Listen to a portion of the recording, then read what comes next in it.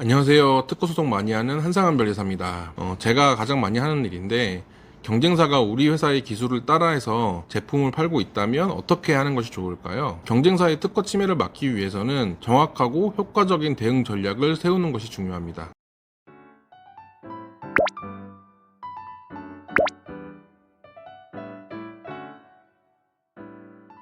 오늘은 경쟁사의 특허 침해가 의심될 때 어떻게 대응해야 되는지에 대한 6가지 방법을 하나하나 자세히 살펴보겠습니다. 첫 번째, 특허 침해가 의심될 때 가장 먼저 해야 될 일은 특허 침해인지를 조사하고 확인하는 것입니다. 침해가 의심되는 제품을 구매하거나 아니면 촬영을 해서 증거로 확보를 해야 됩니다.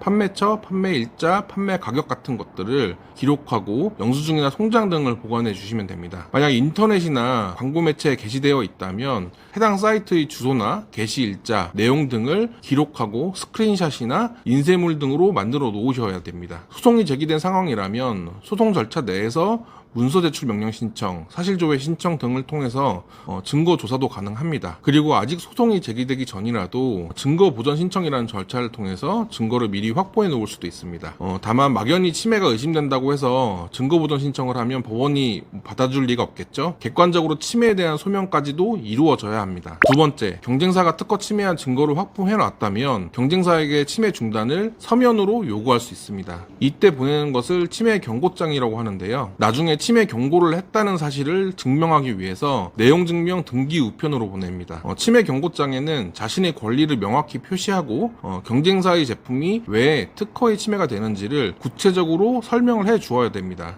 경쟁사의 침해 중단과 더불어서 상대방한테 요구할 내용이 있다면 이 내용도 함께 적어 놓습니다. 만약 침해 경고장에 특허 기술과 경쟁사 제품을 비교해 놓지 않았다면 경쟁사는 왜 특허 침해가 된다고 하는 것인지 의문이 생길 수가 있어요. 세 번째, 특허 침해 여부가 불확실할 때는 변리사나 변호사에게 침해 여부에 대한 감정을 의뢰할 수 있습니다. 전문가는 특허 청구 범위와 보호 범위의 해석 이론, 그리고 구성요소 완비의 원칙, 균등 침해, 간접 침해 등을 종합적으로 고려해서 특허 침해 여부를 검토하게 되는데요. 전문가는 이렇게 감정한 내용을 감정서라는 것으로 발급하게 되고 이것을 나중에 협상하거나 아니면 나중에 민사나 형사소송을 갔을 때 침해의 증거로 활용될 수 있습니다. 네 번째, 특허 심판원에 적극적 권리범위 확인 심판을 청구할 수 있습니다. 만약 경쟁사가 특허 침해 경고를 한 것에 대해서 모르쇠로 일관하거나 아무런 대응을 하지 않는 경우에는 특허 심판원을 통해서 경쟁사의 제품이 특허의 권리 범위에 속하는지에 대한 공적인 확인을 받을 수가 있어요. 여기서 권리 범위에 속한다는 심결을 받게 되면 민사소송이나 형사고소 등 후속 조치에서도 유리한 증거로 활용될 수가 있습니다. 민사법원에서 하는 권리 침해의 소송은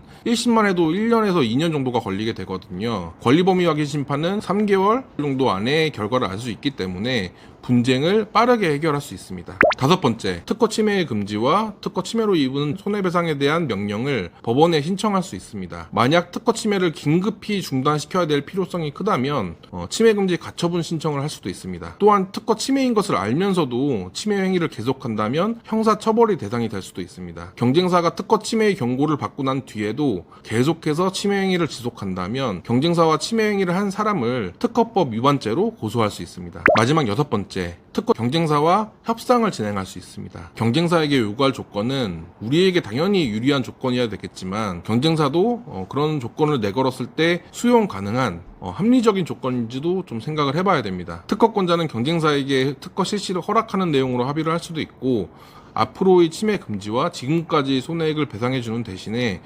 민형사상의 조치는 하지 않겠다라는 내용으로 합의가 될 수도 있습니다.